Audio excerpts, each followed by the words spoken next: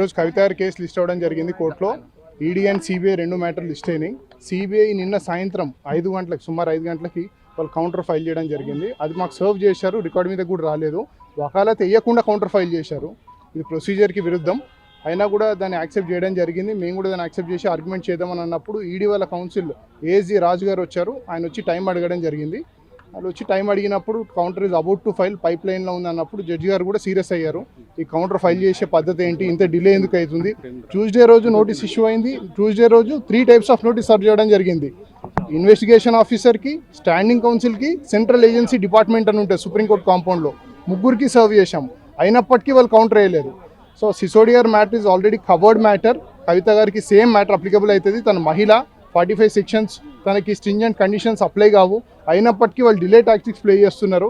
కావాలని చెప్పి మెరిట్ మీద ఏం లేదు కాబట్టి వాళ్ళు డిలే టాక్టిక్స్ ప్లే చేస్తున్నారు. అండ్ అట్ లాస్ట్ సుప్రీంకోర్టు కూడా ఒక వారం వాళ్ళకి ఫైనల్ టైం ఇచ్చింది. గురువారం వరకు కౌంటర్ ఏమన్నది.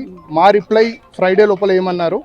మ్యాటర్ ట్యూస్డేకి ఉంది. ట్యూస్డే రోజు మ్యాటర్ తీసుకోవడం జరుగుతుంది. ఆ రోజు మోస్ట్ ప్రాబబ్లీ తనకి న్యాయం జరుగుతుంది. ఆర్గ్యుమెంట్స్ మీరు రిజైండర్ కూడా ఫైల్ చేయాల్సి ఉంటుంది కదా. మేము అన్నాము ఒకవేళ వాళ్ళు ఏమైనా కొత్త పాయింట్లు రేజ్ చేస్తే మేము రిజైండర్ ఫైల్ చేస్తామన్నాము. అది కూడా కోర్టు పరిగణలోకి తీసుకుంది. మంగళవారం కోర్టు ఫైనల్ హియరింగ్ పెట్టింది. ఈ కేసులో మనీష్ సిసోడియా, కేజ్రీవాల్కి ఆల్రెడీ బెయిల్ వచ్చింది సుప్రీంకోర్టులో. సో కవిత గారికి బెయిల్ వచ్చే అవకాశాలు ఎంతవరకు ఉన్నాయి? ఎటువంటి ఆర్గ్యుమెంట్స్ ఇక్కడ వినిపించబోతున్నారు? కేజ్రీవాల్ గారు, సిసోడియా గారు వాళ్ళు ప్రైమ్ అక్యూజ్గా నిరూపించారు. వాళ్ళ పైన వాళ్ళు ప్రైమ్ అక్యూజ్డ్ పాలసీ మేకర్స్. తిను మహిళ, తిను ఎమ్మెల్సీ తెలంగాణలో ఉన్నది.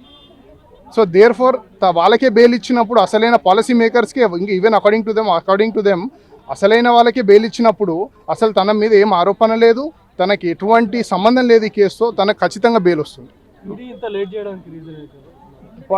మీ క్వశ్చన్లోనే ఆన్సర్ ఉంది. మెరిట్ లేదు కాబట్టి డిలే చేస్తున్నారు వాళ్ళు.